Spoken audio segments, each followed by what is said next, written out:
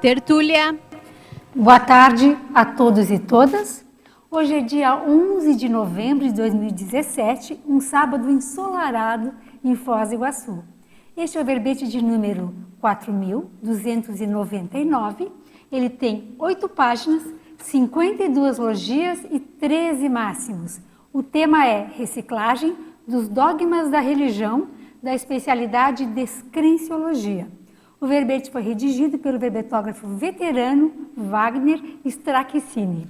Wagner Stracchini é graduado em Arquitetura e Urbanismo e Tecnologia de Construções Civis, especialista em gestão empresarial e projetos e voluntário da Conscienciologia.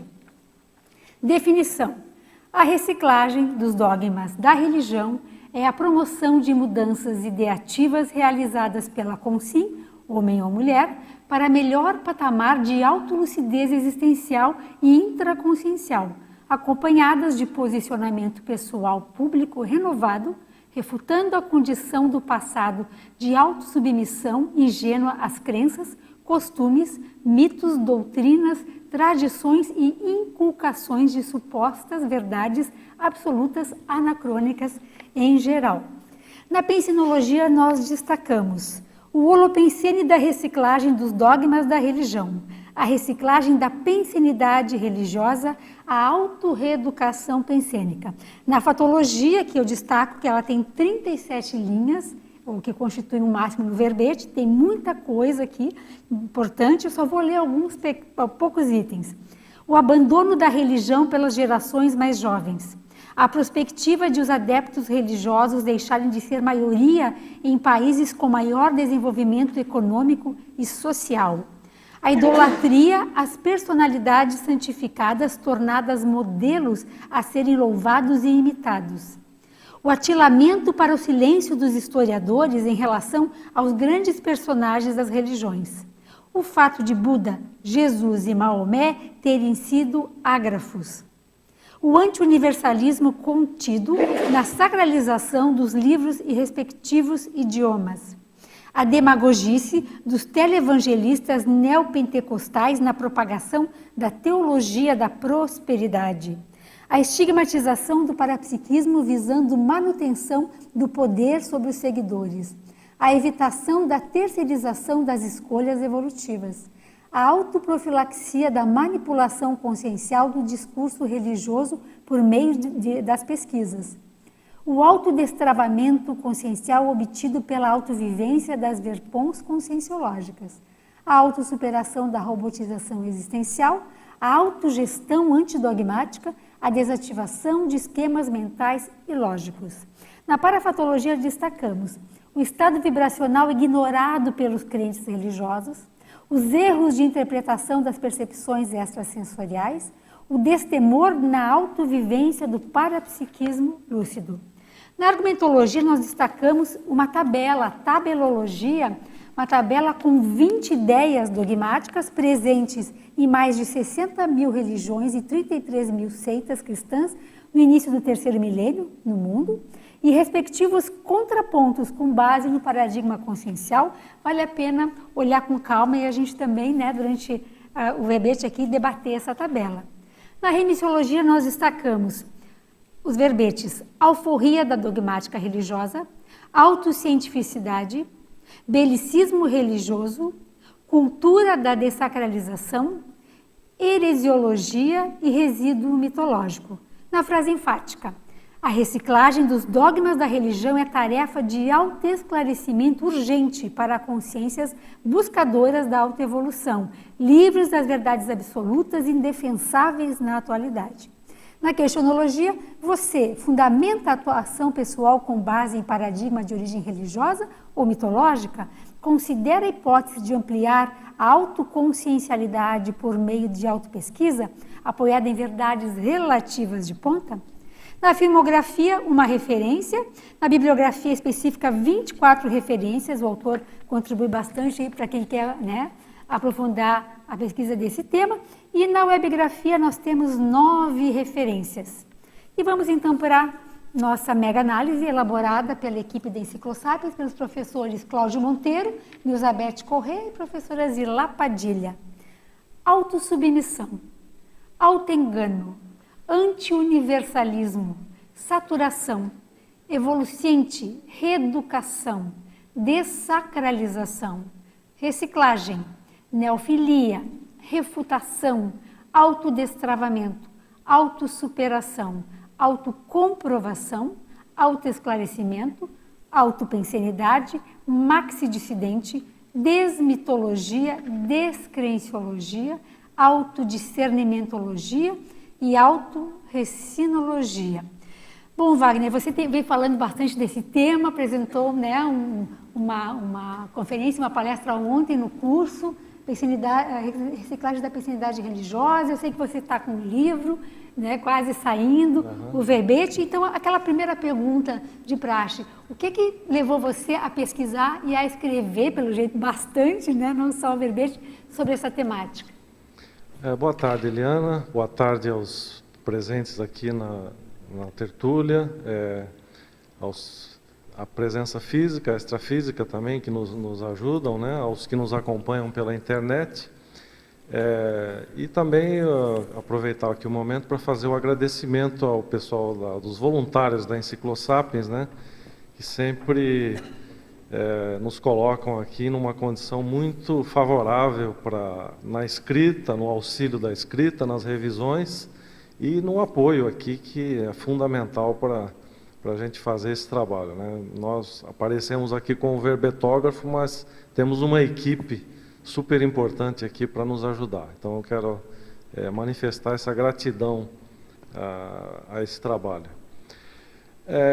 Eliana, os dogmas e o predomínio dele na sociedade e particularmente na minha vida sempre foi um tema de interesse, né?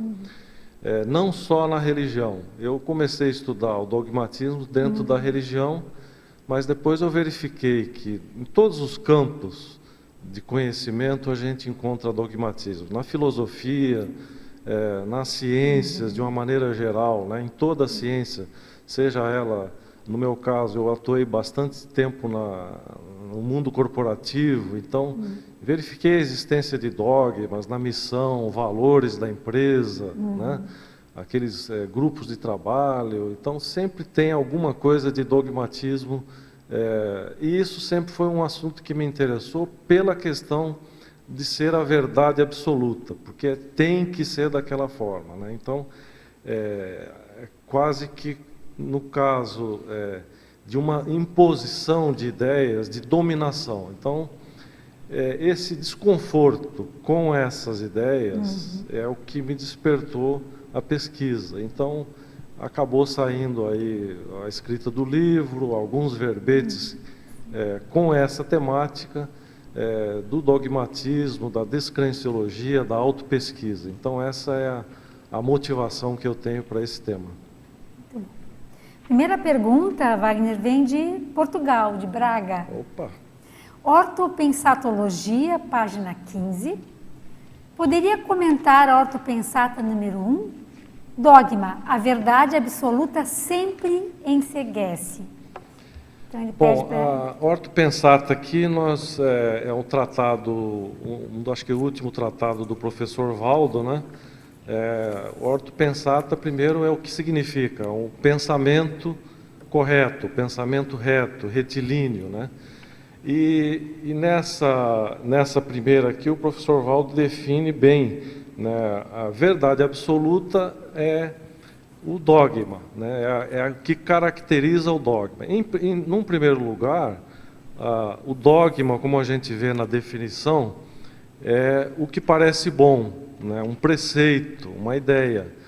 Mas quando ela se torna verdade inquestionável, ela causa esse, vamos dizer, esse enceguecimento. A pessoa não enxerga outra coisa, fica fechada dentro daquele mundo. Então, eu entendo que esse é o significado desse pensamento aí do professor, né? E ele coloca essa questão de enceguecer, né? A pessoa não enxerga, como você mesmo disse, não enxerga outras possibilidades, não questiona, né? Não abre hipótese para pesquisas, que é o caso da religião, né? A religião tem essa característica, existe um conjunto de ideias, né? de valores que são tidos como irrefutáveis, que não podem ser questionados. Então, isso, no tempo que nós vivemos, na era dessa comunicação, supercomunicação global, não tem mais sentido, né? Então, por isso, essa ideia do enceguecimento. Pode ser. Então, Wagner, parabéns pelo verbete. Obrigado. Um autoenfrentamento aí, muito sério. E a primeira questão, né, que eu estava aqui refletindo, a gente vê basicamente aí o processo religioso criando diversos problemas no planeta há muito tempo, né? Mas eu peguei uma história acompanhando o que aconteceu na Inglaterra por volta do século XVIII para XIX, em que a sociedade estava cada vez mais ampliando a convivência nas cidades, e as cidades muito populosas estavam dando problema de falta de controle urbano, né? Ou seja, uma anarquia. E dentro daquela situação, o que o governo ele estabeleceu? Falou assim, vou criar ali templos religiosos. Eles começaram a criar igrejas, e justamente a ideia, a estratégia usada na altura foi para o pessoal harmonizar. Isso realmente aconteceu, né, naquela situação, naquele momento. Ou seja, aquilo de alguma maneira foi necessário, porque senão o povo, a bandidagem, vamos dizer assim, a falta de princípios morais, estava descambando com a sociedade. Hoje a gente vê que, até pelo que você observa, tem muita gente já, até nessas culturas mais desenvolvidas. Se for pegar hoje na Inglaterra, dificilmente você... É lógico que você vê assim aquele proforma, mas você não vê aquela pessoa que tem um fanatismo religioso. E, na verdade, a gente vê que até mesmo o Estado Islâmico, ele faz propaganda justamente pegando essas brechas nos jovens e fazendo o seguinte, olha, vocês não têm nenhuma cultura, vocês aí são tudo ateu, vocês, de certa forma, não têm nenhuma visão de além da vida humana, e eu tenho, errada. Mas o que eu estou falando é que, tipo, a gente percebe que esse vácuo de ter, por exemplo, o ideal que a gente queria, que a conscienciologia tivesse massificada, mas isso não é por aí. Mas você percebe que a gente está vivendo um vácuo e que há uma falta de perspectiva multidimensional, vamos dizer assim, em que as pessoas deixaram de dar valor à religião, principalmente os que têm mais conhecimento, e isso deu uma abertura mais para um processo tipo materialista, se a gente for ver, ao fim e ao cabo. E esse lado muito materialista, ele cria também um caos social, igual que aconteceu na Inglaterra naquela altura, que foi feito essas diretrizes para criar regras de etiqueta. Inclusive, na ideia, foi de criar uma sociabilização de pessoas e que isso criasse também eventos sociais para que as pessoas se disciplinassem, criassem regras, criassem etiqueta, criassem protocolos de sociabilização. Então, como que você vê essa passagem, né? Que a gente tem que encarar que o dogma, até quem fez curso intermissivo, o intermissivista, na verdade, isso é mais simples, porque ele teve um esbregue. Agora, aquele que não fez o curso intermissivo e o papel que o intermissivista tem que fazer nessa mudança. Bom, se a gente vão... Você aí pegou o verbete todo aí quase. Mas quando nós estamos falando, a nossa proposta aqui, reciclagem dos dogmas da religião, nós não estamos querendo descaracterizar o valor, né, da religião. Se a gente vai olhar a história da humanidade, como você foi buscar aí alguns pontos da história, teve o seu valor. O que nós estamos propondo agora é reciclar. O que significa aqui? Descartar aquilo que não tem mais uso, né? Não é simplesmente dizer, não, a religião não presta, só a conscienciologia. Eu não estou propondo isso. Eu estou propondo que a gente debata, faça um debate e descarte as ideias dogmáticas, aquilo que é imposto, aquilo que é imposição, aquilo que é verdade absoluta, aquilo que é indiscutível, e que, quando nós fazemos o cotejo com a realidade presente, ela não faz mais sentido. Então, é isso que nós temos que descartar. Quando a gente examina o sentido da palavra religião, o próprio vocábulo, tem várias interpretações. Uma delas é a ideia do religare, né? Da religação, né? Então, nós entendemos que essa religação, ela tem que ser feita com a própria natureza extrafísica, que é a nossa natureza, né? Nós, às vezes, pensamos que nós somos um corpo, aquela ideia de que tem um corpo e tem uma alma. Na verdade, não é isso. Nós somos a consciência imaterial e ela tem uma procedência extrafísica. Então, a ideia é que essa religação seja com as ideias originais nossas e abandone essas cangas, né, esses dogmas, essas ideias impostas que podem até ter tido alguma utilidade no passado para essa coesão social que você menciona, mas que hoje não faz mais sentido. Sim. Um outro aspecto aqui na página 16, a trinomiologia, eu queria que você explicasse esse trinômio: falacioso, tradição, autoridade, revelação. Trinômio, qual a página? 16, lá embaixo. Então, isso na própria... vamos pegar a igreja, o exemplo da Igreja Católica Apostólica Romana, né? No caso dos protestantes, da tradição protestante, o maior dogma da religião protestante é a Bíblia, é seguir a Bíblia, o princípio que a Bíblia tem toda a verdade contida, revelada por Deus através dos profetas e dos autores sagrados. Na Igreja Católica, eles têm um pouco mais de flexibilidade, eles adotam essa ideia da autoridade, no caso, os bispos, as tradições da Igreja, o Papa, a ideia da infabilidade papal, e que essa revelação, além da Bíblia, tem a revelação das tradições e das interpretações da Igreja, e que isso foi uma revelação de Deus para toda a humanidade, e que eles são os detentores dessa revelação. Então é uma falácia. E aqui na parafatologia, na quarta linha, você fala dos erros de interpretação das percepções extrasensoriais, PES. Tá. Eu acho até que eu já coloquei alguma coisa similar a essa ideia em verbetes anteriores, acho que até já conversamos um pouco sobre isso. Quando a gente começa a estudar manifestações além do mundo físico, né? O que eu quero chamar, o que eu coloquei com essa intenção, é que muitas manifestações, elas são puramente físicas, né? São do mundo físico. Às vezes alguma ideia é uma ideia mental, né? É uma condição da mente humana, da condição material.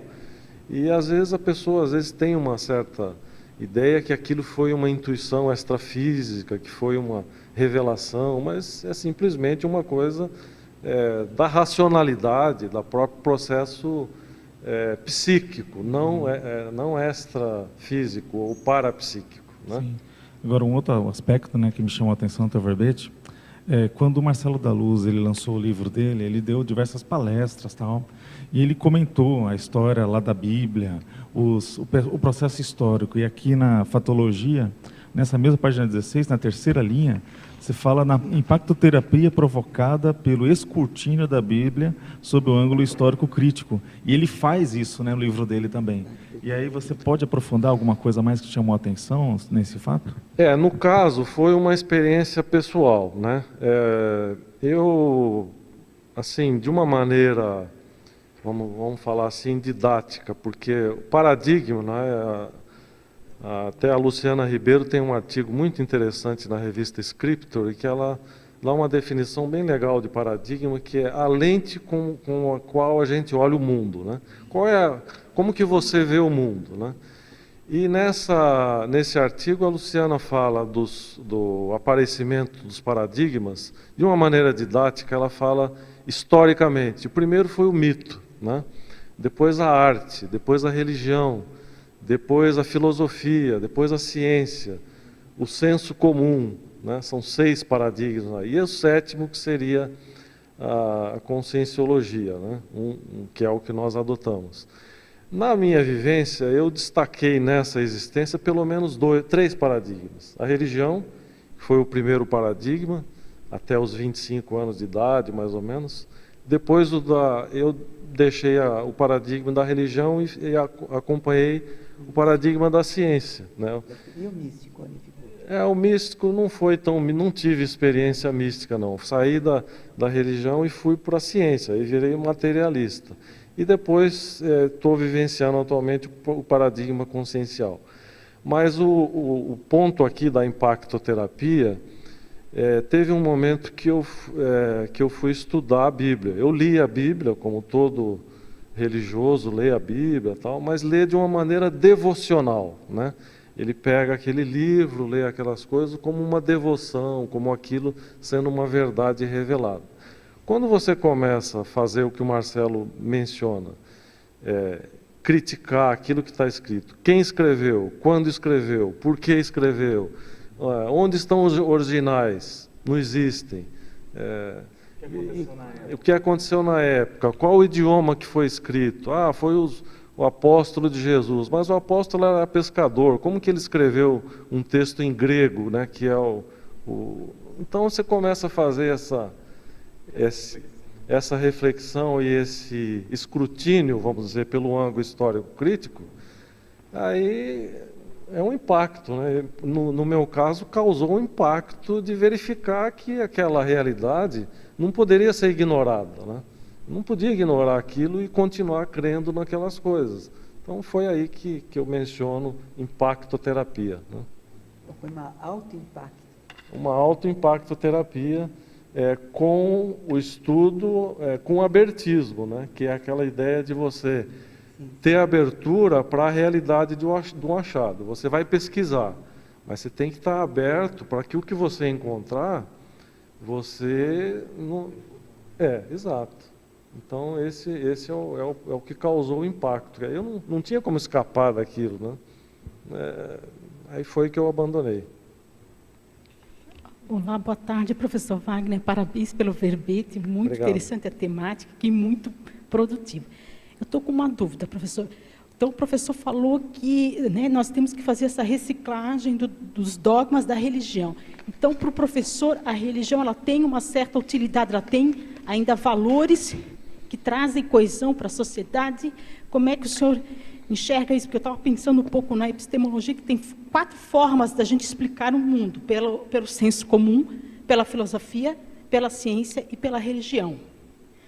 E a gente vai analisando, a ciência é o caminho menos pior, porque ele trabalha o quê? Com hipóteses, são verdades relativas, né? A gente consegue debater, publicar, não é bem assim, a parte dos experimentos, enfim, trabalha com hipóteses, sempre com revisões. Pode surgir teorias mais amplas que explicam determinado fenômeno. E pela religião, assim, né, usando uma postura científica, a religião não tem nenhum fundamento, ela é mitológica. Porque você pega uma Bíblia, você pega o Vedas, as explicações religiosas são completamente fantasiosas e mitológicas, né? Você tendo um critério científico aí. Então, não ficou claro para mim, professor, essa questão do o que o senhor avalia que tem de utilidade ainda a religião. Não estou dizendo que tem que acabar com a religião, ou a ciência é a verdade suprema, não. Só que tem formas de aprender, só que, né, pelo pensamento científico, pelo princípio da descrença, né, as explicações são completamente irracionais e lógicas dentro da religião. Como é que o senhor entende isso? Olha, eu entendo que o processo... primeiro, né, a religião ainda é uma condição majoritária na sociedade e no mundo todo. Tem várias pesquisas, aí eu até cito algumas aqui na minha bibliografia, na webgrafia, tem pesquisas dos Estados Unidos que fazem mais pesquisas, tem pesquisas do Brasil, da Datafolha. Aproximadamente 80% da população mundial ainda segue algum tipo de religião, né? Isso dá aí 5 bilhões e meio de pessoas seguindo algum tipo de religião.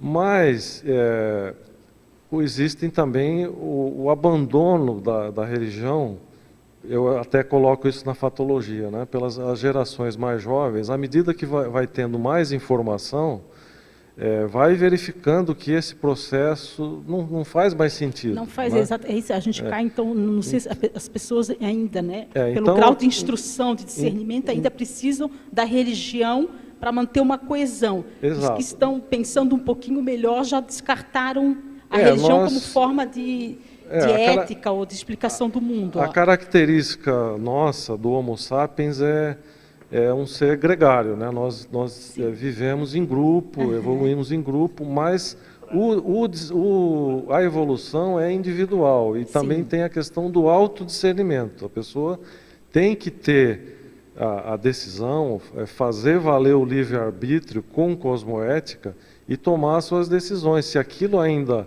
serve para ela, se não serve mais, e buscar coisas mais prioritárias, Sim, que mais elas racionais, mais lógicas. que ela possa, através da autovivência, né, da experimentação sadia, da comprovação, da autocomprovação, ser mais útil do que acreditar é mais confortável acreditar, né? Sim. É um conforto, é uma zona de conforto. A pessoa não precisa questionar muito, pensar muito. não precisa pensar, ela se submete a um sistema de crenças que diz para ela como que ela tem que agir e ela fica ali dentro daquele processo. Mas ela não vai evoluir, vai continuar repetindo experiências, né? E que não são vivências pessoais. Então, nós entendemos que o processo evolutivo ele depende dessa vontade, dessa autodeterminação de buscar a autoexperimentação e buscar o processo evolutivo. Pelo que eu entendi, eu não sei se sua pergunta foi aí. Não é a religião que tem que reciclar seus dogmas, Pois senão ela não. É isso Deixa que eu de queria ser opinião. O que o religião, professor né? encara? Então seria essa utilidade passageira Mas para trazer deixa eu coesão completar social. a ideia. Que eu entendi na definição, ficou bastante claro, do professor Wagner, não é a religião que tem que reciclar seus dogmas, é a consciência É a própria pessoa. dogmática, religiosa, que faz essa reciclagem, que abre mão, que abandona esses dogmas religiosos. É nesse sentido. A religião, pelas classificações metodológicas, ela é dogmática por si só. Sim, já. Ela então não permite... ela nunca vai reciclar seus dogmas, senão ela deixa de ser religião, ela passa a ser outra coisa. Enfim, né? Mas é a consciência... teórico-religiosa, a forma, né, pela epistemologia, ela é dogmática, ela não Exato. permite outra forma, é uma questão de fé. Eu creio ou não creio. Nem tudo que é explicado Parece pela que o Bíblia, professor Wagner pelo traz a Vedas, questão da consciência fazendo essa autorreciclagem quando ela abre mão, quando ela consegue, né, sair Sim. desse processo dogmático. Né? Parece que o Verbesch tem essa Essa ideia. É porque pelo grande- título esse parece que a reciclagem dos dogmas da religião tem alguma coisa útil ali dentro. Por isso que eu estou te explicando que não é a religião reciclando seus dogmas, mas a consciência reciclando os seus próprios dogmas, né? Ficou claro? Acho mais ou menos, né? Assim, acho que a gente se ajuda aqui. Professor Wagner, Estrangeirismologia, página 14. Poderia nos definir o que é a Bulletproof Bible? Apesar de estar cheia de buracos lógicos e racionais, diz nosso amigo de Curitiba. Então, a Bulletproof Bible é a Bíblia de bolso blindada. É uma ideia demagógica, né, que foi lançada nos Estados Unidos e continua isso disponível no site da Amazon. Você vai lá, amazon.com, e coloca lá, Bulletproof Bible. Eles fizeram uma Bíblia de bolso blindada, né? Então, a prova de bala, para que os soldados estadunidenses, quando vão para a guerra, eles levam essa Bíblia e colocam no bolso. Eles no coração, do lado do coração. Coloca exatamente aqui assim, como uma forma, tipo um amuleto de proteção, né? A palavra de Deus que está ali, o Deus que vai acompanhá-lo na guerra, né? Quer dizer, Vai salvá-lo, né? Que é uma coisa totalmente demagógica, dogmática total, né? Mas isso existe, tá lá, existe. Se a pessoa quiser comprar, é só entrar lá no Amazon. De amuleto, né? E compra.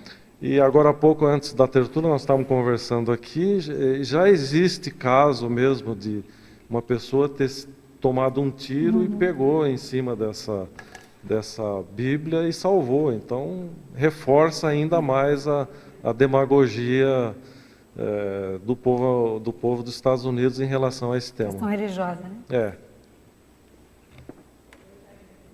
Tudo bem. Tá ligado, Sônia? Tá, então, assim, você estava falando aí sobre a questão da Bíblia, né? Há algum tempo atrás, eu estava pensando sobre essa relação religião e violência, né? É totalmente incoerente, né? Mas é uma realidade e já vem há muito tempo, né?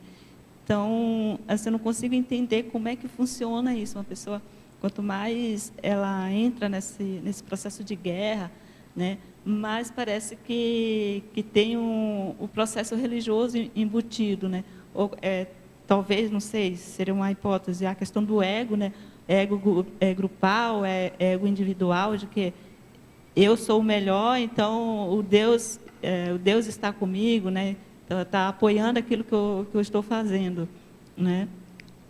Agora, continuando aqui, eu gostaria que você falasse aqui na paradoxologia sobre esses dois paradoxos aqui. O primeiro, o paradoxo de Epicuro, né? E o outro, o paradoxo da doutrina da Trindade nas crenças monoteístas. Paradoxo de Epicuro e o paradoxo da doutrina da Trindade nas crenças monoteístas. Isso. Então, vamos primeiro do paradoxo de Epicuro. O paradoxo de Epicuro é um filósofo grego, né, da ilha de Samos, Epicuro de Samos. Ele desenvolveu desde aquela, já são aí, o paradoxo dele, acho que é 400 anos antes da nossa era, algo assim, dos 400, 300, então são mais de 2000 anos que ele desenvolveu um argumento, assim, um questionamento com relação à existência de Deus, né? Pelo fato de Deus é todo-poderoso, né? Deus é amor e há sofrimento. Então, o poder de Deus, o amor de Deus e o sofrimento o paradoxo é uma contradição, né? Então, é uma coisa assim que já se desenvolveram a própria teologia, depois apareceu a igreja, nunca ninguém conseguiu explicar isso, continua um enigma. Quer dizer, é um paradoxo, é uma contradição da religião, por isso que é chamado paradoxo de Epicuro, né? É um enigma. E o outro paradoxo, que é uma contradição da doutrina da Trindade nas crenças monoteístas, que é a questão de ser Deus é Deus único, né? É um monoteísmo, é um Deus, mas ao mesmo tempo é Pai, Filho e Espírito Santo. Então, como que pode isso, né, ser? Na nossa mente não cabe isso. É uma pessoa, mas são três, né? Na tradição católica ainda tem mais um adicional aí, que é a Mãe de Deus, né? Então, Maria é a Mãe de Deus. Então, mas Deus são três. Então, é uma coisa que não se explica, né? Não tem explicação, mas as pessoas continuam aceitando essa ideia, elas veem isso, veem essa realidade, né? No caso dos protestantes, não tem mãe, né? É Deus mesmo, mas ainda a Trindade, né? No islamismo já não existe essa ideia, é uma crença monoteísta, não tem essa ideia. Deus, é um só, não tem Pai, nem Filho, nem Espírito Santo, é um só. Então já até um pouquinho melhor menos pior, vamos dizer assim, do que Mas a tradição católica e protestante é inaceitável, né? Uma ideia completamente fora da racionalidade e do entendimento humano. Júlio?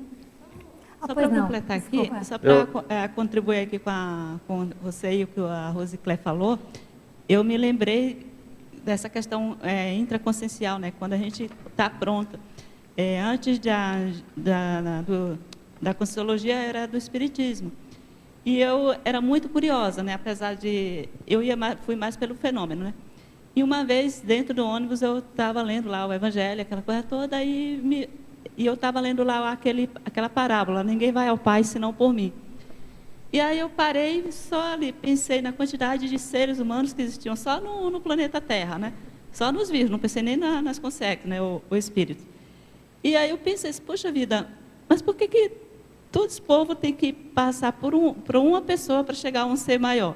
E aquilo ali me abriu assim uma dúvida, sabe? Eu achei tão irracional, tão prepotente. Eu lembro que o meu pensamento foi, poxa, quanta prepotência de todo esse povo ter que ir a um ser superior mas primeiro ter que passar por um homem, né? Então, assim, eu acho que vem daí essa questão, né? É a pessoa que está pronta, não a religião está ali, mas é a pessoa que busca, né, os próprios conhecimentos, né, as próprias... eu acho que né? essa questão da reciclagem é quando a pessoa está no momento evolutivo de encarar aquilo como, não é mais suficiente, isso não serve mais para mim. Eu não preciso ser cosmoético e ético embasado em cima de uma religião. Então, é a questão de maturidade da consciência, né? Ela vai avaliar, ela vai pensar... Como tem, né, muitos ateus e agnósticos que também não, né, eles têm ética, só que eles não acreditam que nós estudamos na consciência, né, eles não estão dentro do paradigma consciencial, mas fazem belíssimos trabalhos e ajudam e trabalham. Então, independentemente, né, desse aspecto, é a questão da maturidade, da inteligência evolutiva que nós caímos, a inteligência evolutiva de você acessar esse fluxo cósmico, mas não necessariamente levar para o lado religioso, é maturidade consciencial. O outro aspecto, aproveitando isso, que eu quero destacar também é a coragem, né? A pessoa precisa ter a coragem, quando ela faz isso, ela vê essas situações, elas fazem como se fosse uma ressignificação dos mitos, né? Ela ela vê aquilo, não, isso não é uma verdade, mas é uma alegoria, é uma comparação, ela faz isso... Mas ela continua com a crença, ela faz uma ressignificação para não abandonar a crença, ela passa a ver de uma outra maneira, não, isso foi necessário para aquele povo, há 2000 anos atrás eles precisavam dessa comparação, mas tudo bem, mas ela deixa isso de lado e continua com a crença, não faz a mudança.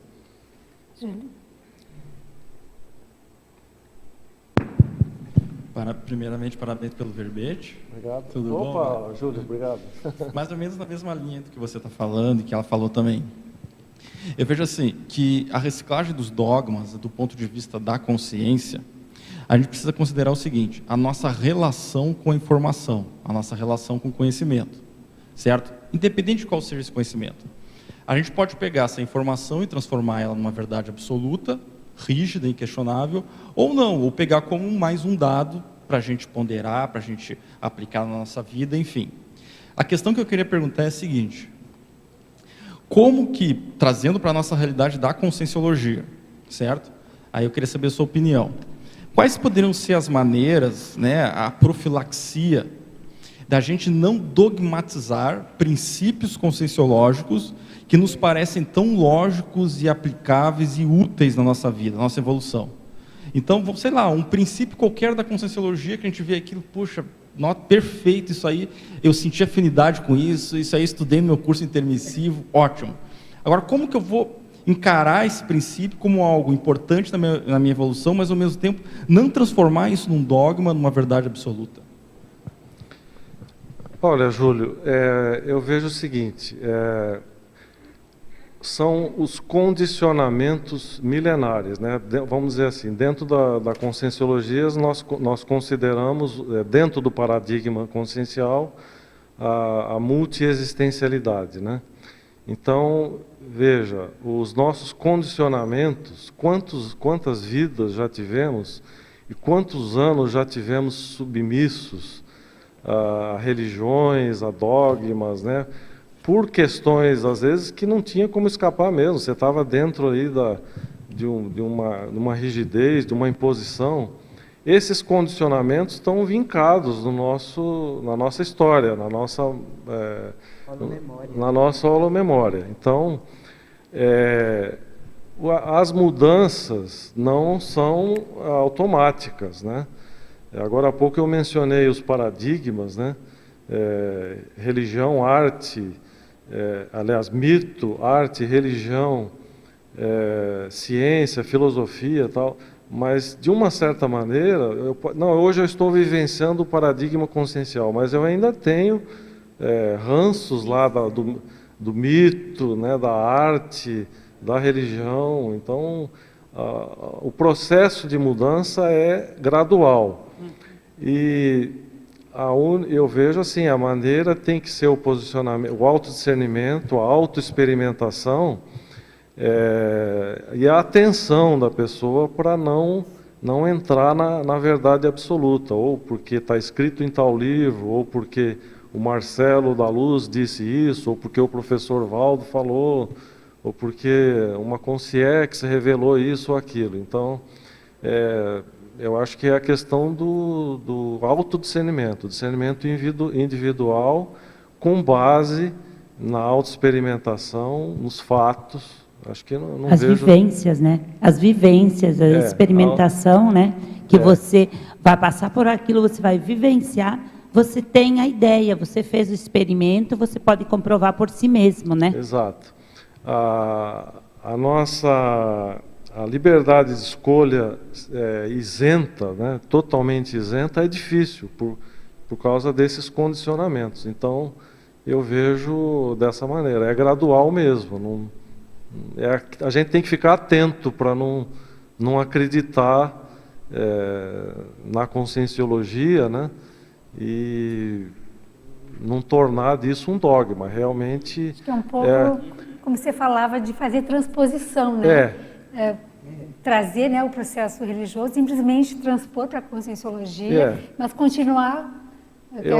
Júlio, falando, continuar com as mesmas posturas, com a mesma forma de se relacionar com a conscienciologia, da mesma forma que se relaciona com a religião, com um processo, uma genuflexão, né, com um processo dogmático também. Isso acontece, acho que é um risco sério. Eu acho que o que faz com que ela não... acho que o ponto fundamental que não torna a conscienciologia, ou para a pessoa não se tornar dogmática, é o princípio da descrença, né? O princípio da descrença é em cima do lance, né?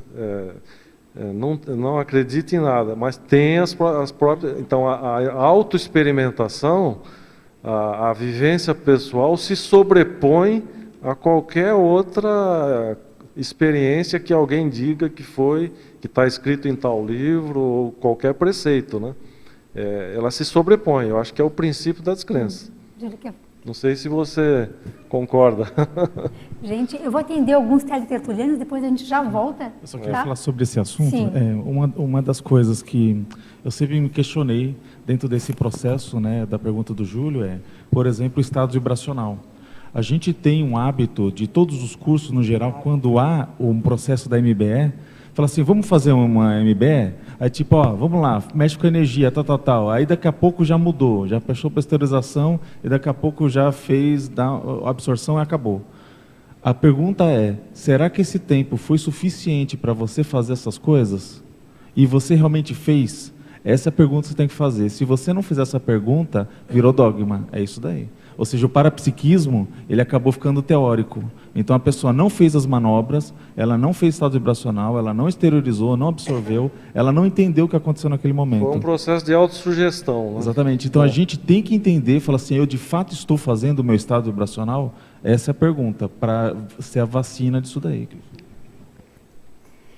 Professor Wagner, na fatologia, na página 15, na 6ª linha, qual foi a aposta de Pascal para preencher o gap divino? A aposta deu certo? Você fala, né? Sobre a aposta de Blaise Pascal para preencher o gap divino. Então, Blaise Pascal, aí, um italiano, pela datação aqui, a gente vê que ele morreu bem jovem, né? Acho que foi 30 e... não chegou 40 anos, né? 39 anos. Nessa ocasião aí que viveu o Pascal, 1600 e pouco aí, foi logo depois o início da Revolução Científica, né? A Revolução Científica começou no século anterior E nós tínhamos vindo na história da humanidade de 1000 anos de dominação da igreja juntamente com os impérios, né? Com o renascimento cultural aí nos anos 1400 e pouco, e depois a Revolução Científica em 1543, né? Começou a ter um pouco de questionamento com relação à crença na existência de um ser supremo, na existência de Deus, porque antes ninguém questionava, né? Até existiam ateus, mas ninguém se manifestava publicamente com o risco de perder a vida. E o Pascal, ele desenvolveu um argumento apologético, né? Ele defendia a existência de Deus e, em resumo, ele dizia o seguinte: se você acreditar em Deus e estiver certo, ok, né? Quando você morrer e tiver Deus, ótimo, tudo bem. Mas se você acreditar em Deus e estiver errado, e não existe Deus, você também não perde nada com isso. Mas se você não acreditar em Deus e estiver errado, né? Se você não acredita e chega lá e existe Deus, você vai para o inferno, vai ter a danação interna. Então, logo, é melhor acreditar em Deus, você não corre risco nenhum. Então, esse foi que é chamada aposta de Pascal, né? Que você aposta, você não tem certeza, então é melhor acreditar. Na dúvida, acredite. Isso é mais dogmático impossível, né? Isso é na dúvida, acredite. Essência do dogmatismo.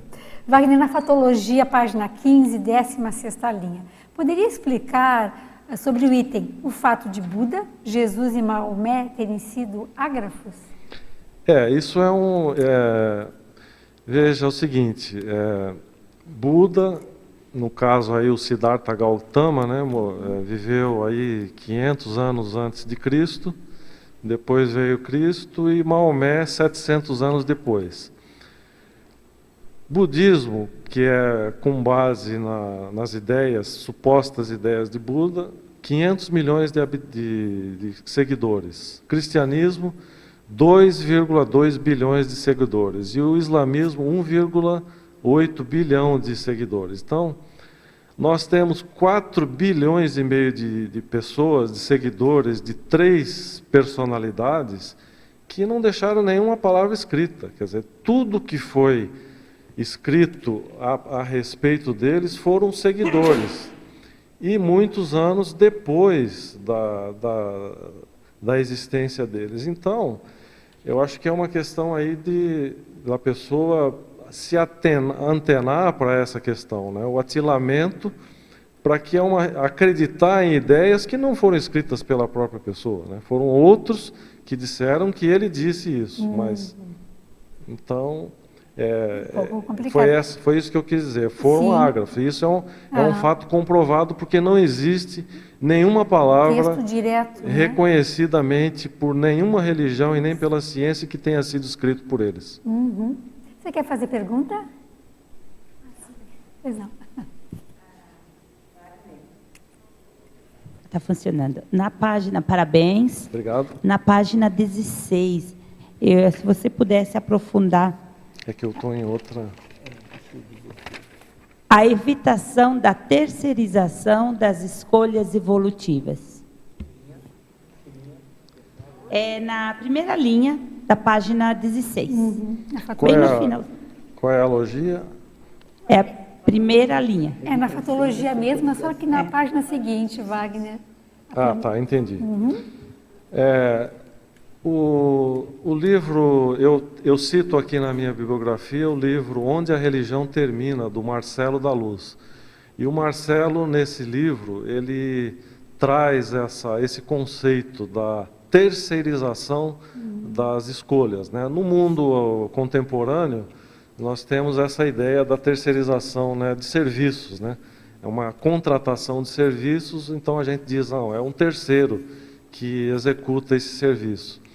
E no caso aqui é a mesma coisa, é a questão da crença, de a gente evitar de entregar a nossa evolução para o pastor, o padre, o bispo, né, o sacerdote, o profeta, o que a religião faz é isso, a pessoa diz aquilo e a gente acredita. E como você vê isso na conscienciologia dentro do paradigma consciencial e usando o princípio da descrença? Acho que nós falamos um pouquinho a respeito disso agora, com a pergunta do Júlio, né? A possibilidade do dogmatismo na conscienciologia. Perfeito. Né? Então, você fala, não, tem o paradigma consciencial, a multiexistencialidade, a bioenergética, né? Cosmoética, a autoexperimentação, tudo isso pode se tornar um dogma se o próprio indivíduo começar a acreditar nisso e não fizer as suas próprias experiências. Então, o antídoto continua sendo o princípio da descrença, na minha opinião. Assim, o antidogmatismo é o que garante aí o antidogmatismo, é o princípio da descrença. Não tem como escapar. E também na parafatologia, na página 16, a última linha. O destemor da autovivência do parapsiquismo lúcido. Você tem experiência? Fale, aprofunde mais sobre esse... Quando eu estava, quando eu estava no processo da religião, alguma vivência que eu tive algumas vivências tipo semi-projeção, não projeção consciencial totalmente lúcida, mas semi-lúcidas. Então, isso é quando eu me lembro de ter levado pelo menos umas 2 ocasiões essa questão para discutir com algum pastor ou algum diácono, alguma pessoa da religião, e a primeira coisa que eles faziam era orar. Vamos orar para que, né, essas ideias, né, o inimigo, era sempre chamado assim, é coisa do diabo, é coisa do demônio que está querendo te... e não sei o quê. Então, aí quando falava em diabo, já vem logo o temor, o medo, né? Coloca o medo e tal. Então, é aquela ideia de você, depois, com o tempo, com a vivência, com a experiência, As aulas de conscienciologia. com as próprias aulas, né? A própria leitura, a autopesquisa, a autocrítica, você vai perdendo o medo. Aí e a própria vivência das experiências vai tirando esse temor, né? Você vai tendo, você perde o medo do parapsiquismo. Então a questão do medo do parapsiquismo. Para dominar, os religiosos colocaram uma coisa como sendo temerosa. Não faça isso é coisa do diabo, coisa do demônio. Então, para quê? Para poder dominar, né? Então, essa aqui é a ideia aqui do destemor do parapsiquismo lúcido. E outra pergunta, está ocorrendo o curso do segundo, né, das posturas religiosas monárquicas, né? Não, reciclagem da pensinidade religiosa. Da pensinidade. Não, monarquia e religião junto a gente não aguenta, tem que ser 2 cursos separados, né? Senão a gente não dá conta. Sim. E esse teu verbete sincrônico, isso já foi marcado para esse dia, porque achei, reciclagem dos dogmas da religião, né? Vem bem encontro com esse curso que está sendo sobre a pensinidade religiosa, né? A reciclagem das pensinidades religiosas. Eu fiz esse verbete no meio do ano, junto com outro verbete, reciclagem do dogmatismo científico. E na ocasião eu achei melhor deixar para essa ocasião agora, que é quando eu vim, me convidaram para fazer uma palestra dentro do curso, né? Então eu aproveitei o mesmo tema, consciência antidogmática, reciclagem dos dogmas da religião dentro desse momento. Aí eu coloquei isso para a coordenação e eles marcaram o dia de hoje. Legal. Wagner, na fatologia, na 6ª linha, na página 15, poderia explicar um pouco mais sobre a demagogice dos televangelistas neopentecostais na propagação da teologia da prosperidade? Bom, basta você ligar qualquer televisão aí em qualquer horário do dia que você passa lá, você vai ver os pastores, né? O que está acontecendo com essa teologia da prosperidade? Agora há pouco nós falamos da ressignificação dos mitos, né? Esse movimento surgiu nos Estados Unidos e rapidamente se espalhou pelo mundo aí. Com essa questão da supercomunicação global, essas ideias religiosas de Bíblia, essas ideias começaram a perder um pouco o sentido. E alguns evangelistas puxaram para a ideia contrária ao do catolicismo. O catolicismo explora muito a questão do martírio, do sofrimento, né, a vida sofrida para alcançar a salvação. No caso dessa chamada teologia da prosperidade, eles propagam que a pessoa pode obter as bênçãos, as graças prometidas lá nos trechos da Bíblia agora, que ela não precisa morrer para alcançar essas graças. E como que ela faz isso? Contribuindo, né? Contribuindo com a igreja. Então, virou aí um comércio. A gente, com um pouquinho de senso crítico, olha essas ideias propagadas pelos pastores, né? E vê que isso é uma demagogia total, né? Um pouquinho de senso crítico a gente pode verificar isso diariamente nas televisões, na TV aberta principalmente, que está dominada por esses bispos e pastores televangelistas das igrejas neopentecostais. Na Fatologia, página 16, na terceira linha, Wagner, poderia esclarecer a impactoterapia provocada pelo escrutínio da Bíblia sob o ângulo histórico crítico? Você já falou um pouco, né? Nós já respondemos, já falamos desse aspecto aqui, que foi quando a gente passa, você examina a Bíblia, vê lá todo o conhecimento que tem ali. Se você lê de uma maneira devocional, é uma coisa. Quando você começa a examinar os textos pelo ângulo histórico, né, como que eles foram escritos, quem escreveu, em que idioma, em que contexto, e se você tiver o abertismo, causa um impacto perante a realidade atual, que foi o que aconteceu comigo.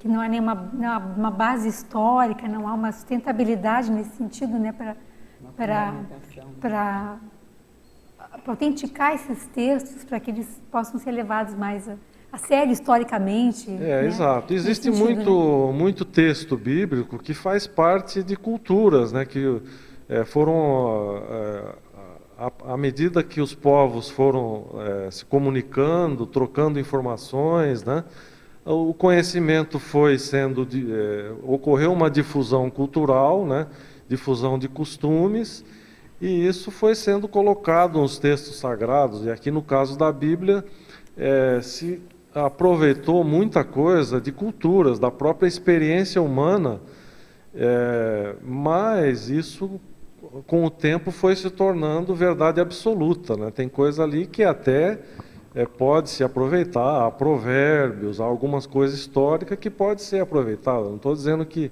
você tem que pegar a Bíblia e rasgar e jogar fora. Tem coisa que se aproveita, mas tem coisa que você tem que fazer essa visão crítica, né? Exato, histórica. Tem que fazer o confronto, a visão crítica, a história e analisar o que está sendo escrito, né? Como a gente faz isso com qualquer ideia. Né? Exato. Sônia? Diante dessa colocação, me parece que dá para seguir com essa desativação de esquemas mentais e lógicos, que está na página 16, na última linha da Fatologia. Página 16, exatamente a última frase. Da Fatologia, né? Exato. Isso talvez uma ideia, talvez uma outra forma só de uma outra técnica, né, de desativar esses esquemas mentais, né, tipo, no caso aí da religião, a existência de Deus, a existência de um Salvador, a existência da alma, né, Todas as religiões, elas têm alguma coisa em comum, que é, vamos dizer, a sobrevivência da consciência, a imortalidade ou a existência da alma, né? Mas tem um outro aspecto, que é quando a pessoa ela se coloca perante uma realidade desconhecida, por exemplo, uma experiência parapsíquica, ela se entrega à crença. Então, esse é um esquema que ele pode ser desativado com a autovivência e o abertismo ao destemor ao parapsiquismo, que está próximo dessa ideia, né? Ele pode desativar esse esquema mental que não tem sentido, que é acreditar, por exemplo, num salvador, né? Tem uma pessoa que vai, se ela acreditar nisso, que ela vai estar salva. Então, é um esquema ilógico que pode ser desativado com informação. Eu acho interessante essa tua colocação, porque eu tenho experimentado e procurado respeitar, porque muitos, até do meu próprio grupo, ainda estão com essa visão bem intrínseca na religião, mas sempre é possível fazer algum tipo de esclarecimento quando, a partir da vivência dela. Então, em algumas situações, ela percebe que você é diferente, e às vezes, esses dias, por exemplo, alguém diz assim, eu acho que eu saí do corpo. Aí eu aproveitei a chance de falar alguma coisa. Então, esse esclarecimento via autovivência que você enfatizou, é uma forma de desativar, né? E não sei se você teria alguma outra técnica para fazer essa desativação. Olha, pesquisa, né? Pesquisa, informação, leitura, é um ponto, assim, quando nós buscamos fazer a gente fala aqui em fazer o esclarecimento, é disponibilizar a informação, porque senão nós vamos continuar sendo também, cair no mesmo erro da religião, né? Querer fazer cabeça, né? Doutrinar, nós não queremos entrar nisso, nós queremos trazer a informação e disponibilizar a informação. Aí a pessoa é que tem que decidir se ela quer prosseguir, se ela quer fazer a desativação dos esquemas ou se ela quer continuar. Mas tem que ser uma decisão pessoal. Patrícia? Parabéns pela escrita do verbete, parabéns pela reciclagem referente ao tema. Eu gostaria que você explicasse sobre a questão dos livros sagrados presente nas religiões. A interpretação dos idiomas, a transcrição deles para os livros, né? Tem na fatologia, na linha 17, fala o anti-universalismo contido na sacralização dos livros e respectivos idiomas, os erros de copistas e adulterações intencionais dos textos ditos sagrados. Sim. Vamos falar um pouquinho dessa história dos livros, então. Nós tivemos na história da humanidade várias revoluções, vários marcos evolutivos na história da humanidade. A partir da Revolução Agrícola, né, em torno aí de 12 mil anos, 10, 11, 12 mil anos, as sociedades começaram a se tornar, deixaram de ser nômades e começaram a ter as cidades, né? Começou a agricultura. Só mais tarde apareceu a escrita, em torno aí de 5 mil, uns achados mais antigos que tem na Suméria falam em 5 mil anos. E depois, mas era aquela escrita em forma de cune, né, nas argilas. A escrita mesmo mais tradicional, ela é mais recente, tem menos de 5 mil anos. As ideias começaram primeiro a serem utilizadas, a escrita utilizada para fins administrativos. Não foi, ninguém começou a escrever livro sagrado, eram para fins administrativos. Então, os reinos usavam aquilo para, dentro da organização social, o comércio, né, começou a utilizar a escrita.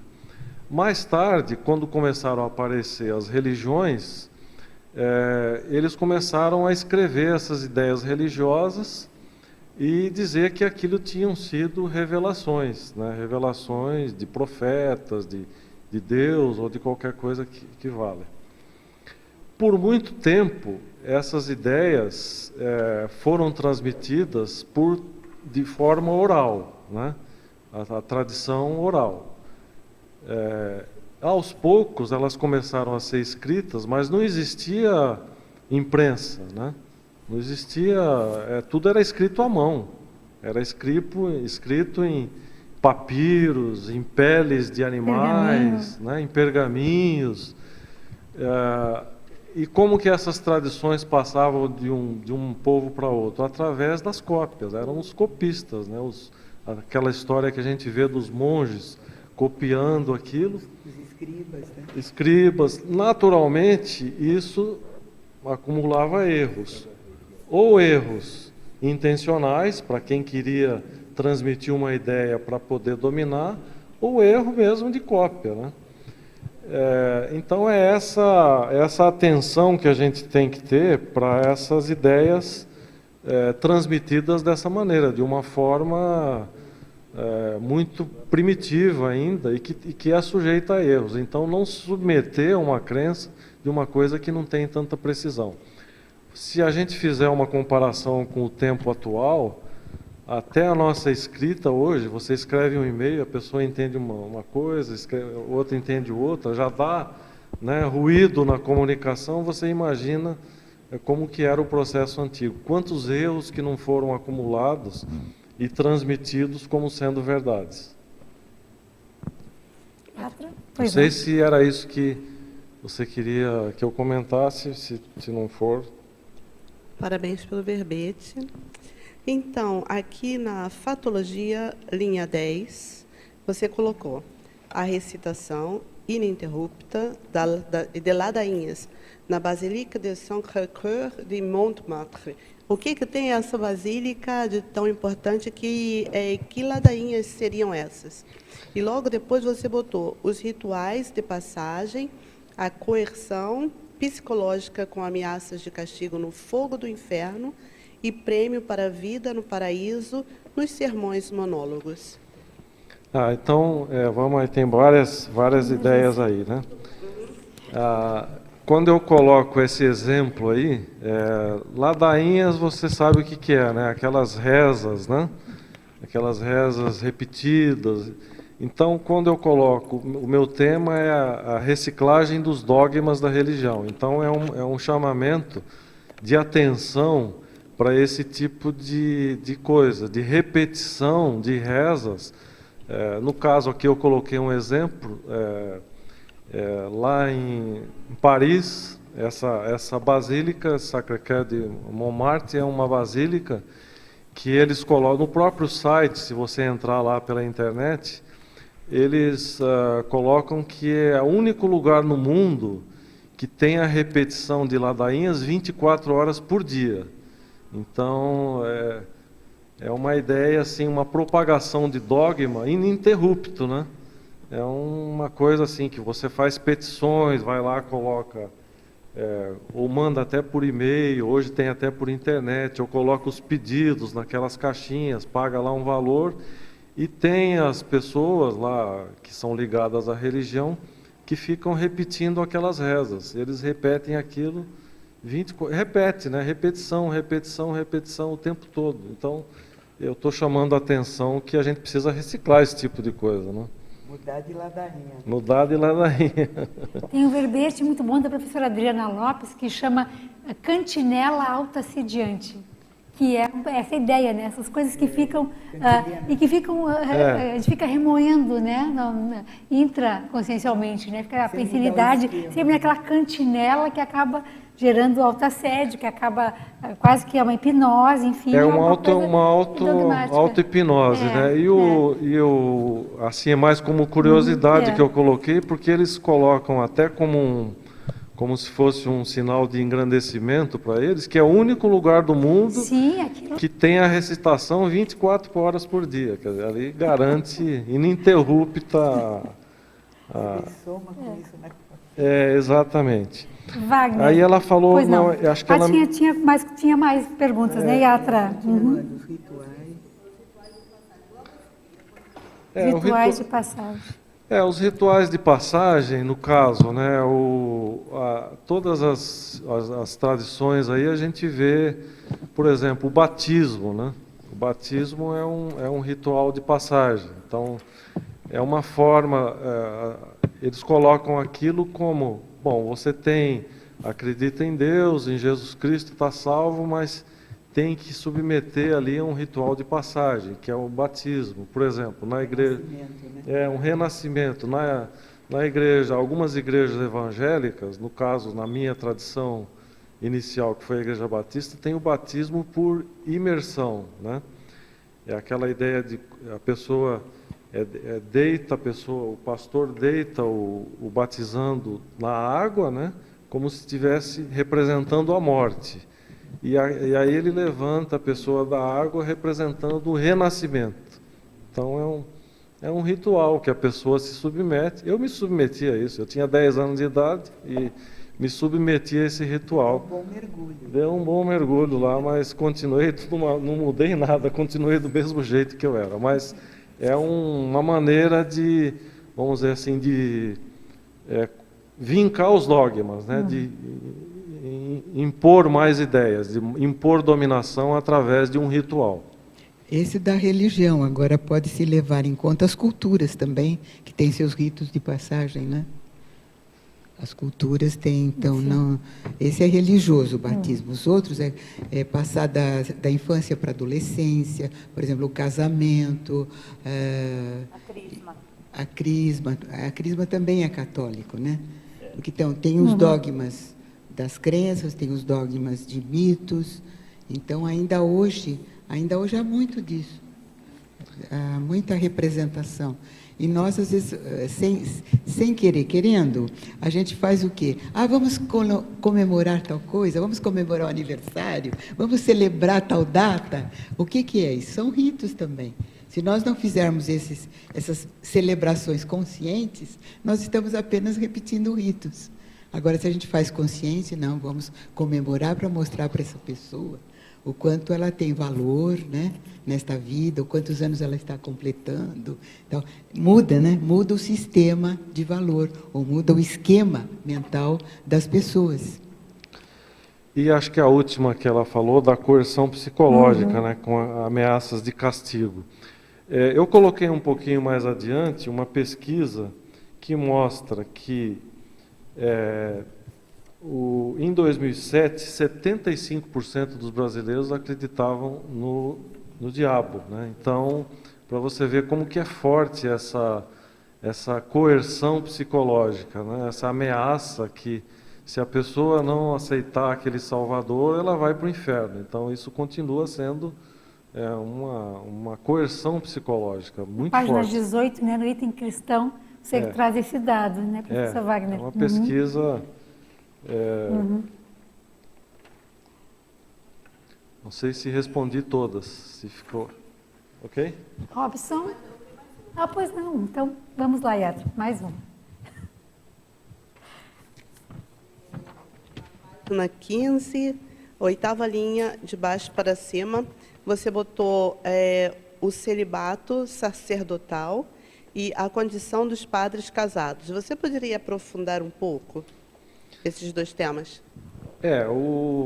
O celibato sacerdotal é uma coisa totalmente antibiológica, antifisiológica, né? Eles ainda continuam... A igreja, existem algumas ideias que, a partir de um determinado momento histórico, a igreja proibiu os padres de se casarem por uma questão de herança, né? Que houve momentos que os padres eram casados, mas aí a riqueza da igreja, quando eles morriam, tinha que ter a herança para a família. Então, eles começaram com essa ideia da consagração da vida e proibiram os padres de se casar. E hoje nós temos, há pouco tempo eu vi uma pesquisa, já existe hoje em torno de 100 mil padres casados. Obviamente que eles tiveram que deixar a Igreja Católica Apostólica Romana, mas eles continuam em outras igrejas, em outras ideias que não sejam ligadas à Igreja Católica de Roma, mas eles são casados. No Brasil existe uma associação chamada Associação Rumos, são os padres casados brasileiros, são em torno de 5 mil padres que continuam sendo padres, com a esperança de que algum dia a Igreja vai revogar essa ideia e eles vão voltar à Igreja Católica Apostólica Romana. Mas eles se casaram e continuam sendo padres, eles não só mudaram essa condição de celibato. Robson?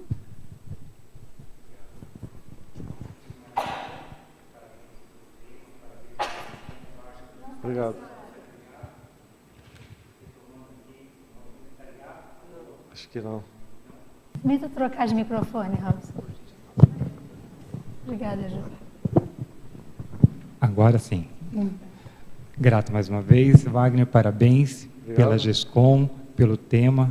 Acho que, da maior parte, falo por mim, que a gente tem ranços de dogmas religiosos, né?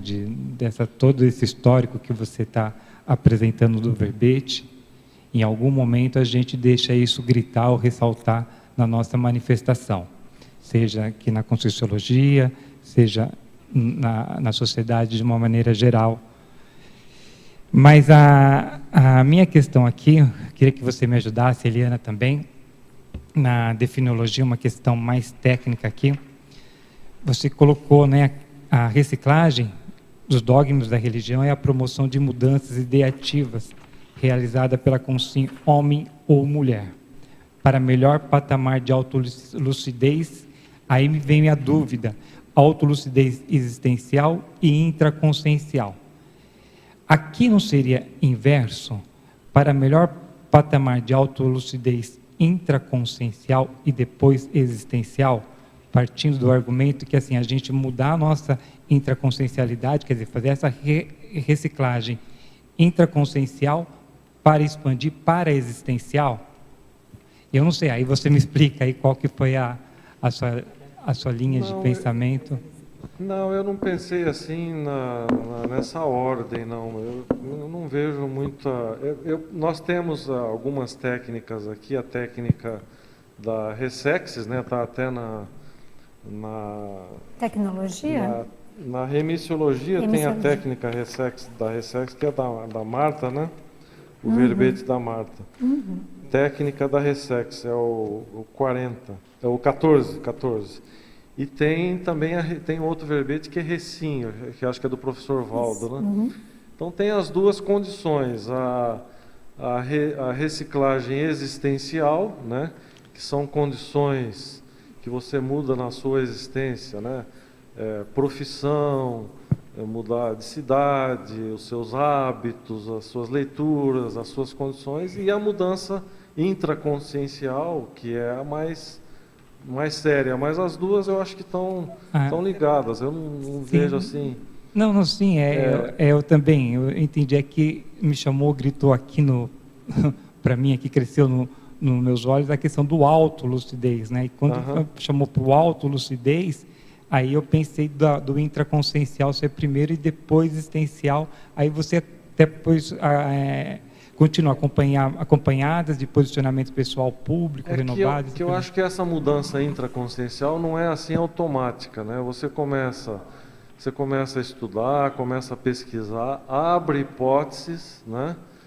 E depois, através das suas reflexões, das suas vivências, é que você consolida a reciclagem. Então, é sobre... Às vezes faz antes a Ressexes e depois a Recim, né? Muda alguma coisa em relação à própria existência e depois consegue fazer essa mudança intraconsciencial mais... Então, Mas né, são coisas de Não, legal, detalhismo, bacana, de sim, definição, sim. né, Tá. Robson? Mas Mas acho que parabéns a ideia tá mais uma clara, vez. né? Viu? A ideia Fica a sugestão para É que me veio esse crescendo, sabe? Mas tá Da bom. reciclagem intraconsciencial para a existência. Né? Enfim. Como eles falaram no começo, tem uma revisão final antes da publicação. Então, mas acho que também então a coordenação... como está colocado, acho que também está muito bem. Rinalda, Só quer fazer para uma- finalizar, Pois não, tem mais uma perdão, só para finalizar, esse verbete já me deu assim vontade de escrever um outro em relação ao esporte, né? Porque eu considero o esporte como uma religião, entendeu? Aí de repente uma reciclagem das posturas do atleta, alguma coisa assim. Mas parabéns. Viu? Você já desconsidera, né? Há poucos dias teve um verbete sobre futebol, aí fanatismo Sim, futebolístico. sim, isso, também uma reciclagem do fanatismo futebolístico. Futebolista, você pode pesquisar na enciclopédia. Não, sim, eu sei, tem, né? Mas eu queria trazer mais para o esporte, de uma maneira geral. De uma maneira entendeu? geral, né?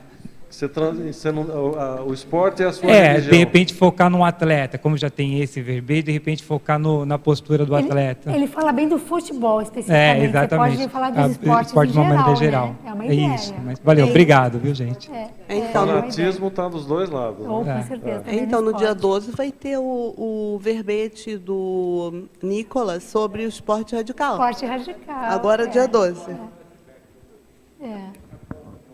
Esporte de uma maneira geral eu já coloco como um risco. Não precisa chegar ao radical, ao esporte radical. Sim, você vê que o tema é amplo que comporta várias abordagens, né? Reinalda, você queria fazer uma pergunta, por favor? Dia na página 16.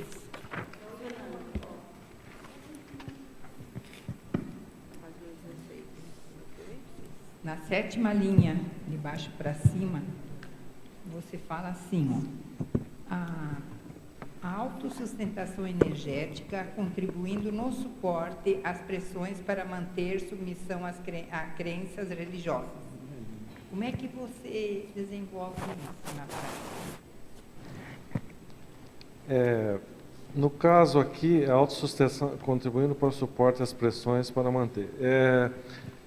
Quando eu comecei a estudar esse tema do dogmatismo e comecei a escrever, a decisão de começar a escrever o livro, né? Então, nesse processo de escrita, é que eu verifiquei mais esse tipo de pressão, a pressão extrafísica, né? De começar a escrever e, às vezes, o desânimo, alguma coisa para... Não, deixa isso para lá, deixa para outras pessoas fazerem isso, já tem tanto tema sobre isso, você vai repetir, não se mete com isso. Então, esse tipo de ideia vinha, e eu, aos poucos, eu fui verificando que aquilo realmente era uma pressão, né? E uma das coisas que contribuíram para mim, no caso de técnica, foi a assessoria, o trabalho aqui de escrita dos escritores da Conscienciologia, a Uniescom. A Uniescom, né? A Uniescom promove várias dinâmicas de escrita em que a gente vem aqui num fim de semana, né? Não sei como que está hoje, mas na época que eu fiz era sexta, sábado e domingo. Imersão na escrita. É uma imersão, a imersão na escrita. Você participou, o Júlio foi meu monitor em algumas das dinâmicas e ajudou muito a ver esse tipo de coisa. Então, nessa dinâmica da escrita, nós estamos dentro de um ambiente favorável, né? Você está dentro de um ambiente de energia favorável, de amparo. Então, isso dinamiza muito o processo. A sua determinação e a sua vontade, aliada com esse amparo, é que faz você ultrapassar esse gargalo. Então, na minha vivência, eu reporto como sendo uma experiência marcante, que foi essa participação nas dinâmicas da imersão na escrita. E nesse gargalo, eu acho que acontece muita assistência. Muita assistência. Né? Sem dúvida. Né? Não só ao escritor, mas todo o grupo, né? Sim. Obrigada. Porque essa pressão, a gente percebe no momento que você vai querendo deixar um grupo, o grupo te puxa, ele te segura. E aí, se a gente não tem um posicionamento forte, e eu também, como ele falou, a Unescom, para mim também, na escrita do livro, cada vez que eu vinha, parecia que aliviava um pouco. Mas depois vinha períodos mais fortes. Então, é um processo, não se faz numa vez só, é um processo todo. Eu acho que o que está acontecendo agora aqui conosco, né?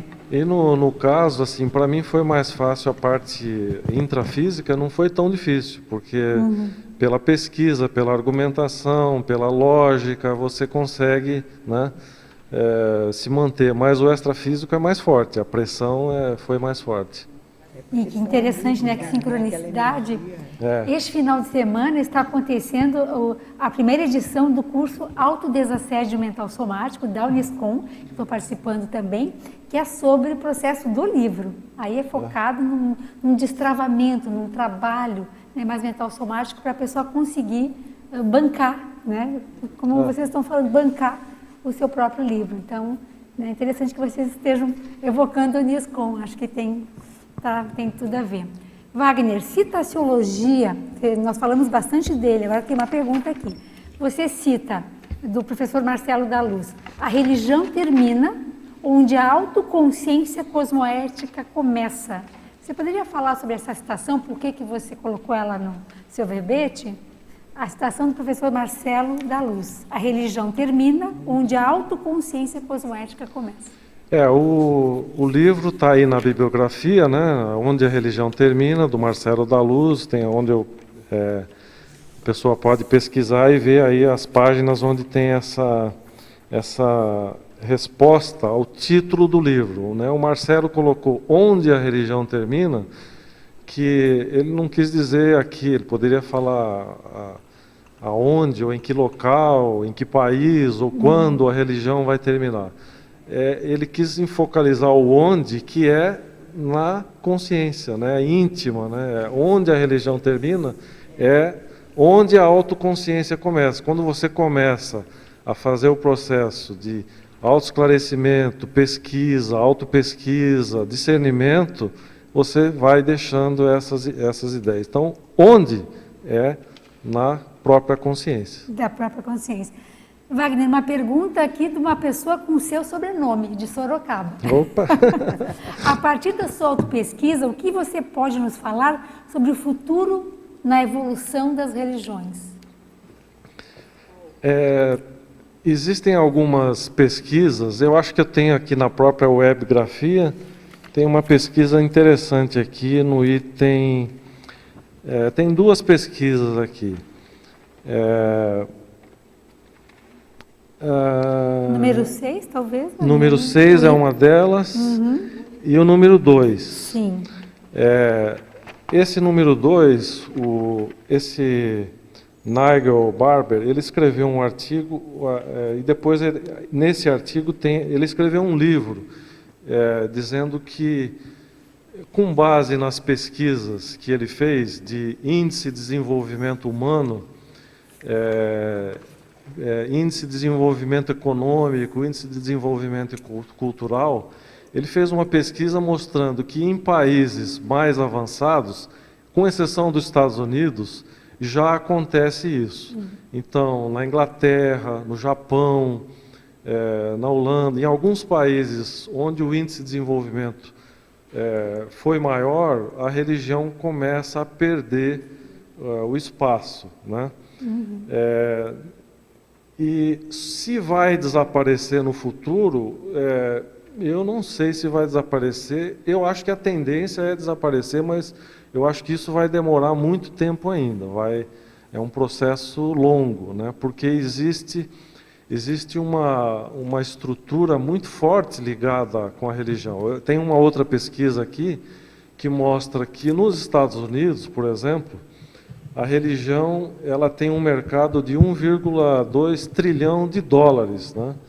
Ela é a 15ª economia do mundo. Se você pega todos os países e o PIB, né, dos países, só a religião nos Estados Unidos é o 15º lugar. Então, você vê o poder dessas coisas, né? Então, não vai ser tão fácil assim de desaparecer ou de acabar com a religião. Mas existe sim uma tendência de que, à medida que você tem mais conhecimento, mais informação, mais possibilidade de abrir hipóteses para aceitar novas realidades, que a religião diminui, sim, diminui. Uhum. Só aqui no mesmo tema, só rapidinho, só para contribuir, assim, na Europa, né? Eu e uma amiga minha, a Nájila, a esposa do Marcelo, nós ficamos assim super felizes de estar morando na Suíça. Por quê? Lá ninguém fala para você, vai com Deus, que Deus te abençoe. Não tem esse ritual. E eu vejo que as pessoas pagam até um dízimo anual, que não é uma quantia muito significante, é bem irrisória, para manter eles, só para ter uma contribuição, para ter uma aparência, mas ninguém vai para a igreja. Então, e a educação também é primordial, as pessoas têm uma educação muito refinada, são autossuficientes, autoconscientes, cada um responsável por si. A partir de 16 anos as crianças já vão se arrumando, porque com 18 até 20 anos já estão saindo de casa para morar sozinhos.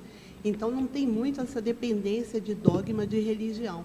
E isso nós vivenciamos na Suíça, mas quase toda a Europa, principalmente essa parte para o norte, como ele falou, Suécia, Dinamarca, Holanda, todos esses países, eles já estão assim preparadinhos para viver sem essa coisa do dogma, né, o peso da religião. Só para contribuir.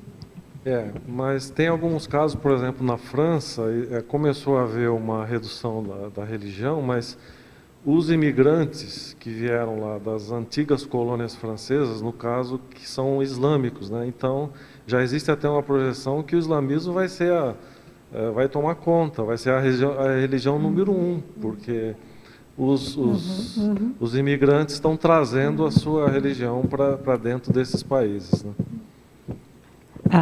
Na página 18, Wagner, você coloca na tabelologia uns itens aí que me chamou a atenção. Gostaria que você aprofundasse esses itens ali.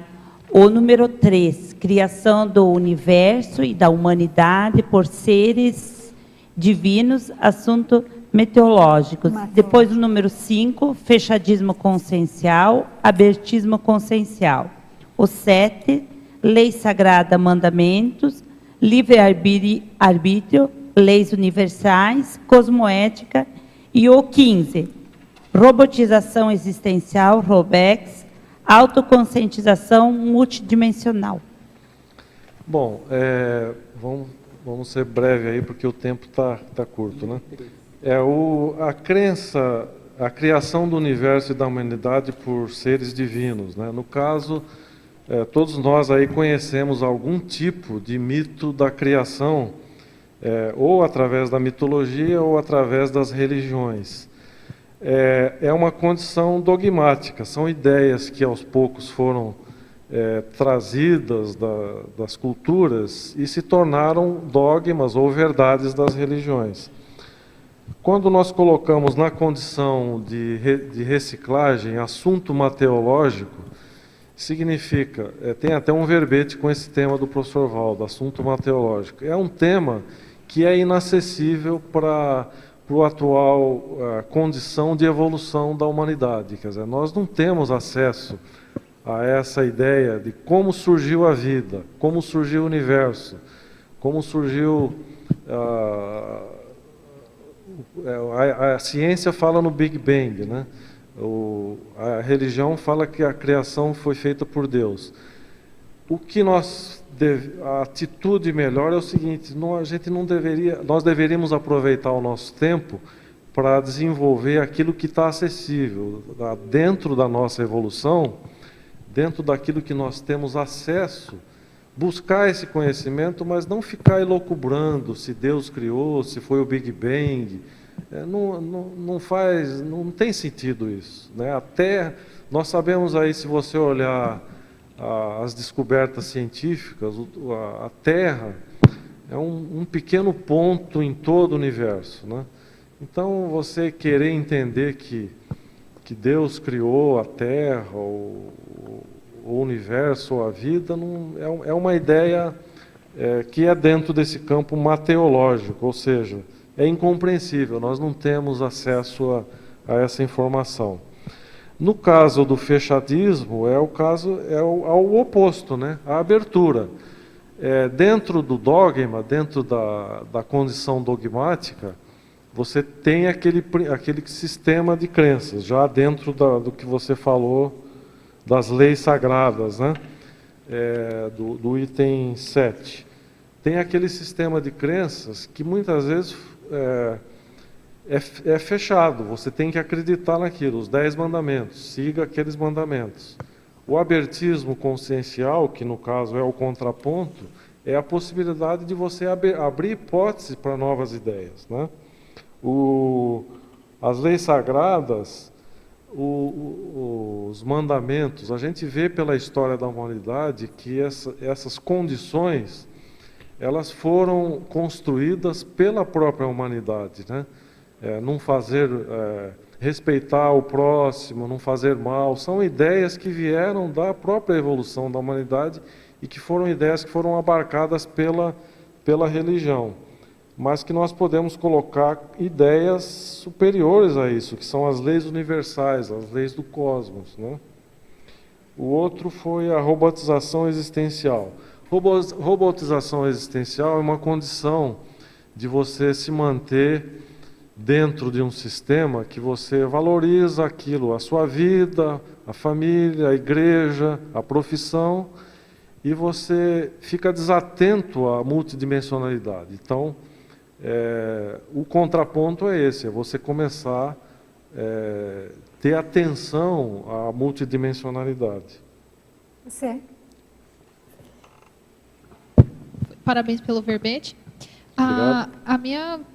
Me veio só uma questão de esclarecimento aqui na principiologia, o princípio da sola scriptura. Você podia ampliar um pouco mais para a gente? Princípio da sola scriptura, certo? Então, esse princípio é um dogma da reforma protestante. Pela história aí, todo mundo que estudou um pouquinho, o mínimo, a gente sabe que teve o Martinho Lutero, né? Martinho Lutero que liderou, e depois outros reformadores, liderou um movimento de oposição contra ideias que eram predominantes na época pela Igreja Católica, entre as quais a venda das indulgências, né? Que era o perdão concedido pela Igreja mediante o pagamento de algum valor monetário para a Igreja, e as pessoas obtinham o perdão. A sola escritura é um dogma da Reforma Protestante, que ela diz que só acima de tudo é a Bíblia. A Bíblia é o que vale, é o que está escrito na Bíblia, e não aquilo que os padres, os papas estavam dizendo na época. Então, eu coloquei o princípio da sola escritura como um exemplo de um dogma a ser reciclado. Wagner, uma pergunta de Jundiaí. Na mitologia, página 17, poderia expandir o mito, o item, aliás, o autoengano na ressignificação dos mitos? O autoengano na ressignificação dos mitos. Então, tem muitas ideias que significam o seguinte: tem os mitos da criação, né? Os mitos, o dilúvio, a criação do universo por Deus, a criação do homem por Deus, os mitos das virgens mães, o mito do céu, do inferno. As pessoas começam a ter informações, né, começam a estudar e ver que essas ideias não fazem sentido. Por exemplo, no caso da virgindade, né, da Virgem Maria, né? Então a pessoa, não, mas isso foi uma ideia que foi colocada lá, é um mito, mas ela deixa de acreditar nesse mito, mas mantém a crença. Então ela faz uma... Hã? Ela continua virgem. Ela continua, ela faz uma releitura das ideias mitológicas para se manter na crença. Ela não vê aquela ideia como absurda. Ela fala, não, essa ideia é absurda, mas essa ideia veio lá de 2000 anos atrás. Hoje ela realmente não faz sentido, mas eu quero continuar com a minha crença. Então é um auto-engano, né? Ela ressignifica o mito e continua com a crença. Patrícia? Página 16, quarta linha de cima para baixo. A autoprofilaxia da manipulação consciencial do discurso religioso por meio de pesquisas. Gostaria que você comentasse um pouco sobre isso. Então, a pesquisa, eu acho que de alguma maneira já falei isso aqui. A reciclagem do dogmatismo ou do dogma da religião, ela requer algum grau de ceticismo. Quer dizer, se a pessoa não tiver algum grau de ceticismo, que foi a minha experiência, tinha um desconforto em acreditar naquela crença. E à medida que eu fui tendo aquele desconforto, eu comecei a pesquisar, comecei a ler, comecei a ver informações de outras religiões, da ciência. À medida que eu fui abrindo hipóteses de pesquisas, é que eu fui fazendo essa reciclagem. Então tem que ter abertismo abertismo e abrir hipótese para fazer pesquisa. Wagner, você falou logo no começo, fiquei curiosa, que você teve um período que você vivenciou o paradigma religioso até uma certa idade. Você pode falar um pouco mais disso? Você falou que você foi, né, batizado na Igreja Batista, enfim. De uma maneira, é claro que a gente falou agora há pouco dos paradigmas, né, e que eles a gente não muda de paradigma de uma maneira assim tão automática, mas de uma maneira didática, vamos dizer assim, né?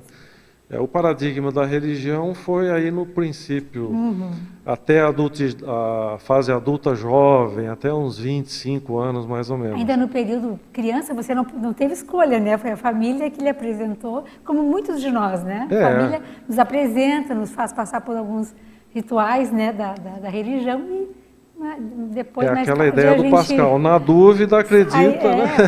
E segue. Ou toma outro caminho, enfim, então depois que eu fui para a universidade, né, eu fui estudar e me dediquei mais nas ciências exatas, né? Eu comecei estudando tecnologia, depois estudei arquitetura, urbanismo, fui estudar engenharia industrial, gestão empresarial e me dediquei mais ao campo da ciência. Então eu comecei a ver que aquelas ideias religiosas não tinham mais sentido. Então, vamos dizer, adotei um pouco o paradigma da ciência convencional. Mas ocorreu um momento de saturação também, por causa do materialismo, né? A ciência convencional, ela tem uma base materialista, ela foi concebida em tudo que é matéria, né? Tudo que existe, todo o universo é material. Tudo que é transcendência não é reconhecido pela ciência. Jogado na vala comum das religiões e do misticismo, né? Existe sim algumas exceções na ciência, psicologia, psiquiatria, neurociência, algumas antropologia. Existem algumas áreas da ciência que uma pequena abertura. Uma pequena abertura, vamos dizer uns 5%, se eu chutasse um número aqui, 95% ainda é base material. Né? Mas esse materialismo também cansou, porque eu tinha algum tipo de vivência bioenergética ou semiprojeção e ficava insatisfeito com aquilo. Então eu comecei a ser aquele buscador borboleta, né?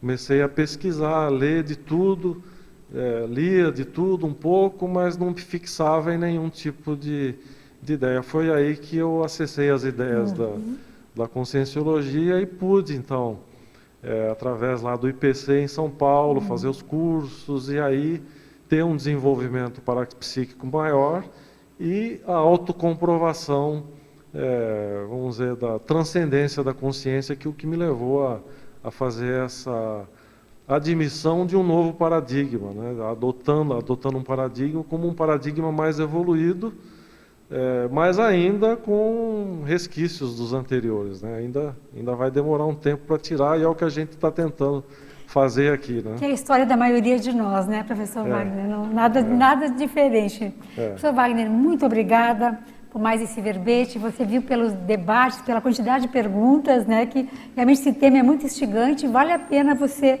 continuar escrevendo verbetes, porque o livro eu sei que já está, né? Tá no forno lá. Está no forno, tá está saindo, esquentando. né? Está saindo. Então, agradecemos também demais a vocês, tertulianos, né, que fizeram o debate aqui muito rico, aos teletertulianos, né, a toda a equipe aqui da Enciclosapiens, que faz sempre diariamente o apoio, a equipe do Tertuliário, e vamos então aos nossos convites assistenciais de hoje.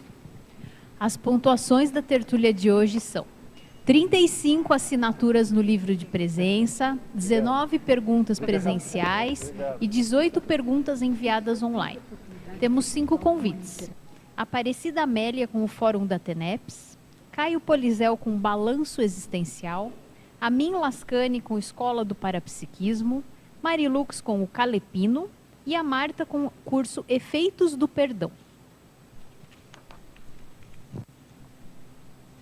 Boa tarde. Em dezembro, teremos em Foz do Iguaçu a 13ª edição do Fórum da TENEPS e o 10º Encontro Internacional de Tenepsistas, nos dias de 15 a 17, de sexta a domingo, no CIAEC.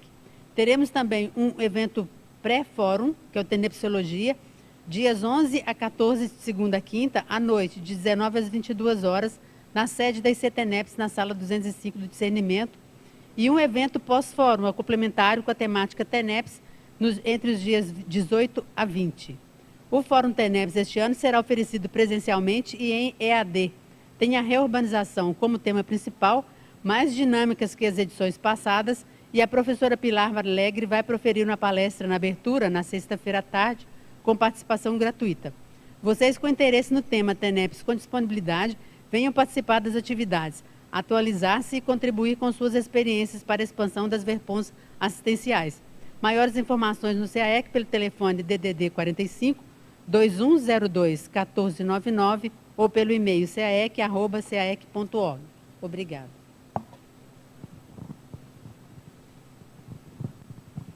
Boa tarde a você, tertuliano e teletertuliano. Tenho aqui um convite que aparentemente tem uma antecedência, porque é para fevereiro do próximo ano, mas é para a organização de cada um, para viabilizar a chegada de vocês a Foz do Iguaçu.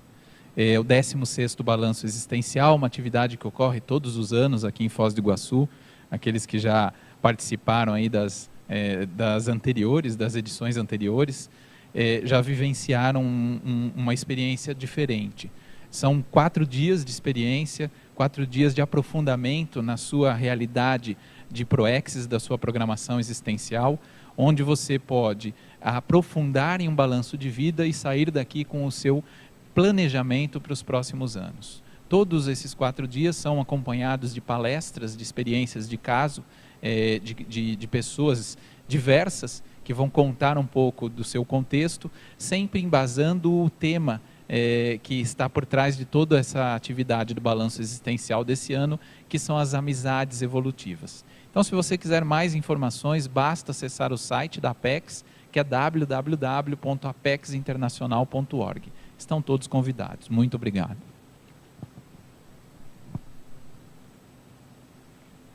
Boa tarde a todos. O nosso convite é para a Escola de Parapsiquismo.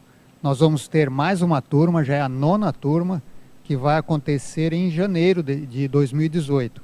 Essa modalidade da escola só acontece uma vez por ano.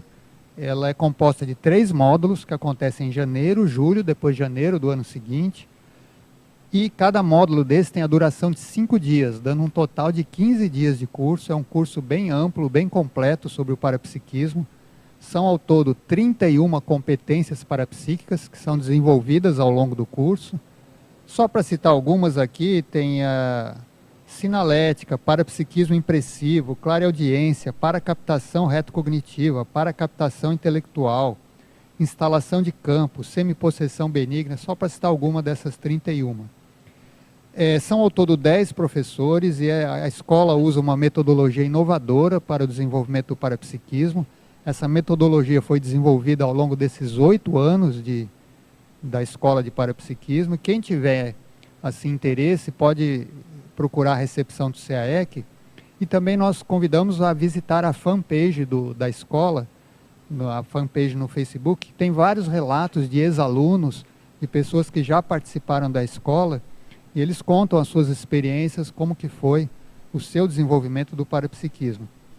Então, nosso convite aqui, fica aqui, vocês podem procurar o CAEC, é 2102-1499, e as vagas são limitadas, porque nós damos um acompanhamento personalizado aos alunos. Então, obrigado a todos, e fica aqui o convite.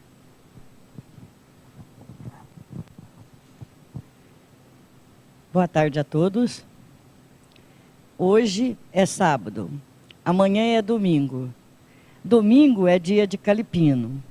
O Calipino Conscienciológico é uma atividade gratuita que acontece todo domingo, das 17 às 19 horas, no discernimento, na sede da IEC. Quem media esse debate é o professor César Cordioli. O tema deste domingo é coerência. Repetindo, o Calipino, então, acontece na sede da IEC, no discernimento, das 17 às 19 horas, e é uma atividade gratuita. Esperamos por você. Obrigado e até amanhã. Boa tarde. Nos dias 25 e 26 de novembro, será ministrado pelo professor Mário Oliveira o curso Efeitos do Perdão, na sede da ACIP, no Polo Discernimento. É um curso teórico e prático com exercícios de perdão e técnicas energéticas parapsíquicas.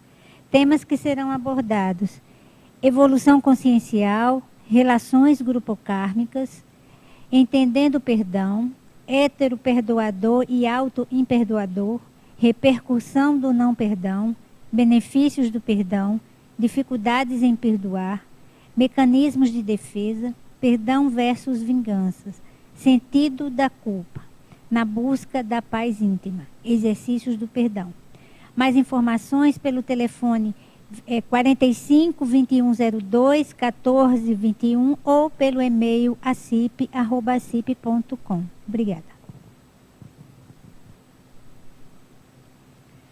O título do verbete de amanhã é Esporte Radical. A especialidade é parapatologia. O verbetógrafo é o professor Nicolas Daniel. Agradecemos a presença e a participação. Uma excelente tarde e até amanhã.